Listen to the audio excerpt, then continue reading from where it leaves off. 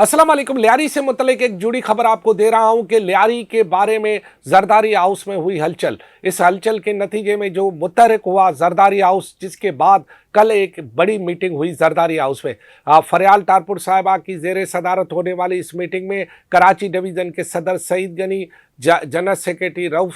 नागौरी, लियारी के सदर जावेद नागौरी, मुख्तलिफ वहाँ पर अहम जिम्मेदारान की मौजूदगी में लियारी से मुतल्लिक एक बड़ा इजलास हुआ। उस इजलास में दोनों फरीकें यानी नासिर करीम को भी वहाँ बुलाया गया कि जो कि टाउन चेयरमैन हैं इस वक्त लियारी के, और उन अफराद को भी बुलाया गया वाइस चेयरमैन्स को जो कि नासिर करीम के ख़िलाफ़ जिन्होंने अदम एतमाद की तहरीक डाली हुई है। वहाँ पर जो बातें हुई वो तो बहुत बड़ी और अलग अलग बातें हुई हैं, लेकिन उस पूरी बात का जो निचोड़ है वो ये हुआ कि पार्टी क़यादत ने बिला आखिर जो अदम एतमाद की तहरीक जो लोग लाए हैं उन्हें यह हिदायत की है कि आप अदम एतमाद की तहरीक फौरी तौर पर वापस लें, और जब तक मैं आपसे बात कर रहा हूँ उस वक्त तक अदम एतमाद की तहरीक वापस हो भी चुकी होगी। इस सिलसिले में ये बताया गया है कि नासिर करीम को कल के इजलास के नतीजे में जो बातें वहाँ हुई हैं उसके नतीजे में ये कहा गया है कि आपको एक माह सूरत-हाल बेहतर करने के लिए दिया जाता है।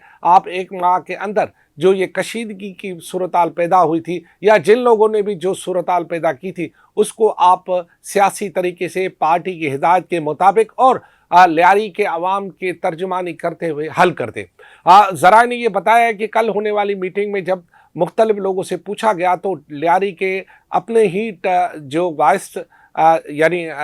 चेयरमैन हैं वहाँ के जो लियारी टाउन के, उन्होंने ही पूरी चार्जशीट रखी अपने ही चेयरमैन के ख़िलाफ़, और बाद में फिर दूसरे लोग भी बोले। लेकिन वहाँ पर सिर्फ ये वन साइड कुछ नहीं था। कुछ लोग जो है जिन्होंने हिमायत की चेयरमैन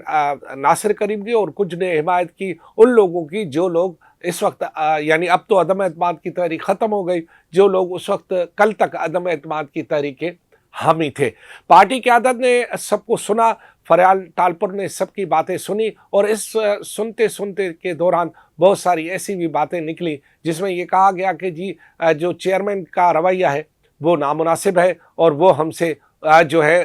इस तरह बात करते हैं कि जाओ जो करना है करके आ जाओ। वहाँ पर यह भी हुआ कि नासिर करीम और उसके हामियों ने यह कहा कि ये मामलात इस तरह तूल पकड़ने नहीं चाहिए थे। अदम एतमाद की तहरीक का मकसद पार्टी को मजबूत नहीं बल्कि पार्टी को किसी और तरफ ले जाना चाहिए था। वहाँ पर एक ख़ास जिक्र जो ये भी निकला कि जो वहाँ का एमसी है जो कि एंडी खान का बेटा है, उसके बारे में वहाँ पर ये बात निकली और सरेआम निकली कि जी एंडी खान का बेटा जो कि एमसी लियारी तो है लेकिन लियारी में बैठता नहीं, बैठता सदर टाउन में। तो पार्टी की वहाँ मौजूदा क़यादत ने हैरानगी का इज़हार करते हुए पूछा कि क्यों वो सदर टाउन में क्यों बैठते हैं। इस सवाल का किसी ने जवाब नहीं दिया। बहरहाल वहाँ पर पार्टी क़यादत ने इस बात को वाज़ेह किया कि किसी को भी इस बात की इजाज़त नहीं होगी कि वो पार्टी की क़यादत के मौजूदगी के दौरान ही होने वाले फैसलों की बाहर जाकर खिलाफ वर्जी करे। इस बात का सबको पाबंद बनाया गया कि जो भी फैसला करेगी पार्टी करेगी, और किसी को भी अपने तौर पर आइंदा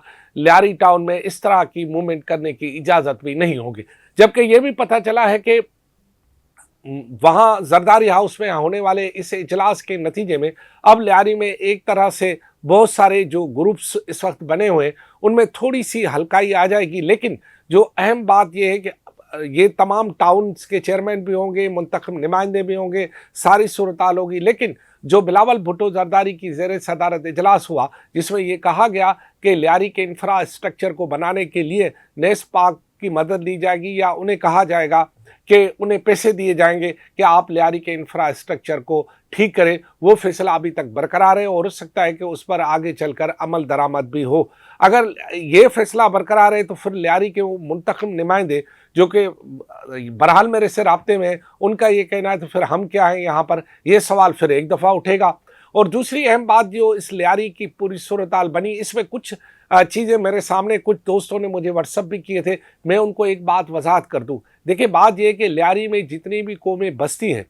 मुझे सबके लिए एहतराम है। मैं बलोच भाइयों के लिए एहतराम है, सिंधी भाइयों के लिए एहतराम है, उर्दू बोलने वालों के लिए एहतराम है, वहाँ पर जो पंजाब से आए हुए हमारे दोस्त बसे हुए हैं उनके लिए एहतराम है, وہاں پر جو خیبر پختونخوا سے لوگ آئے بسے ہوئے ان کے لیے احترام ہے، وہاں پر بنگالیوں کے لیے احترام ہے، وہاں پر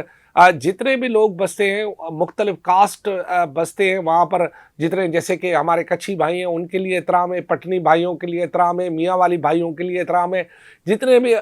ہمارے میمن برادری وہاں بستی ہے، ہمارے ناگوری برادری بستی ہے، یا جتنی بھی برادریاں وہاں بستی ہیں، ہم سبرا برادری ہے، مختلف برادری ہیں، ان کے لیے ہمارے دل میں بڑا احترام ہے۔ میں آپ کو بات بتاؤں کہ ہم کسی کی سائیڈ نہیں ہیں، اور کوئی بھی یہ ثابت نہیں کر سکتا کہ لیاری کے بارے میں جب سے میں نے بات کی ہے تو کوئی اس کے لیے کی ہے، یہ کوئی ثابت کر دے میں جرنلزم چھوڑ دوں گا۔ یا پھر دوستو، بات کرنے سے پہلے تصدیق کیا کرو، کیونکہ جب تک آپ تصدیق نہیں کریں گے آپ طے تک نہیں پہنچیں گے۔ مجھے کچھ کہنے سے اگر آپ کا بھلا ہو جاتا ہے تو بسم اللہ آپ 100 دفعہ کہہ دیں، لیکن میں جو بات ہے وہ کروں گا۔ لیاری میں ناصر کریم کے خلاف عدم اعتماد کی تحریک آئی، حقیقت ہے۔ اس عدم اعتماد کی تحریک کے بعد جاوید ناگوری کی قیادت میں پارٹی متحرک ہو گئی اور پارٹی نے باری باری سب کو بلایا، یہ بھی حقیقت ہے۔ اس باری باری بلانے کے بعد جو ہے کل وہاں پر فریال ٹالپور کی زیر صدارت ایک لیاری سے متعلق اجلاس ہوا، وہ بھی حقیقت ہے، اور اسی اجلاس کے نتیجے میں اب عدم اعتماد کی تحریک واپس ہو گئی، یہ بھی حقیقت ہے۔ اور اسی دوران جو ہے وہ لیاری کے انفراسٹرکچر کے متعلق پارٹی کی قیادت کی جانب سے منتخب نمائندوں پر عدم اعتماد، اور وہاں پر نیس پاک کو اس پوری صورتحال کو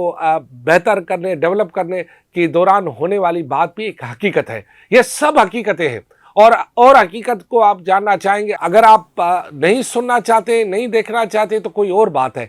شاید میری جگہ کوئی اور آپ کو آ کر بات بتائے گا، لیکن لیاری کے مسائل بہت سنجیدہ ہیں۔ لیاری کے پانی کا مسئلہ، لیاری کے گیس کا مسئلہ، لیاری کی انوائرمنٹ کا مسئلہ، لیاری میں بننے والی غیر قانونی تعمیرات کا مسئلہ، لیاری میں کنڈا کا مسئلہ، لیاری میں وہاں کے عوام کے ساتھ ہونے والی بے تحاشا زیادتیوں کا مسئلہ، لیاری میں روزگار کا مسئلہ، لیاری میں گنڈا گردی کا مسئلہ، لیاری میں منشیات فروشی کا مسئلہ، لیاری میں ہونے والے تمام جرائم و کرائم کی سرپرستی کا مسئلہ، لیاری کے فیوچر کا مسئلہ، یہ سب کچھ اپنی جگہ پر موجود ہے، اور اسے حل کرنا بہت ضروری ہے۔ کیونکہ میں خود ملیر میں رہتا ہوں، میں ایک طرح سے لیاری کا حصہ ہوں، اور الحمدللہ یہ اس بات میں کہنے میں کوئی بھی مجھے حرج نہیں ہے کہ میں بائی کاسٹ چانڈیو ہوں، لیکن میری ماں مکسی ہے، ہمارا بلوچوں اور سندھیوں کا جینا مرنا ایک ساتھ ہے، لہذا سارے برادریاں میری بھائی ہیں۔ میں اردو بولنے والوں کا بہت شکر گزار ہوں کہ وہ مجھے زیادہ پسند کرتے ہیں، زیادہ دیکھتے ہیں۔ میں پختون بھائیوں کا اور بھائی سب کے میں شکر گزار ہوں، لیکن میں کسی کی سائیڈ نہیں ہوں۔ میں جو بات کروں گا حقائق کی بنیاد پہ کروں گا، اور آنے والے دنوں میں بھی لیاری سے متعلق اگر کوئی بات ہوگی تو وہ حقائق پر ہوگی،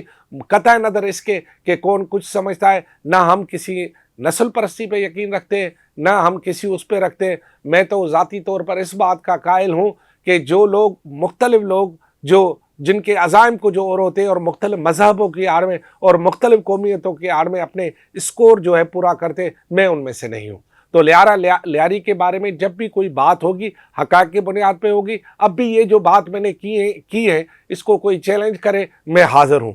خدا حافظ۔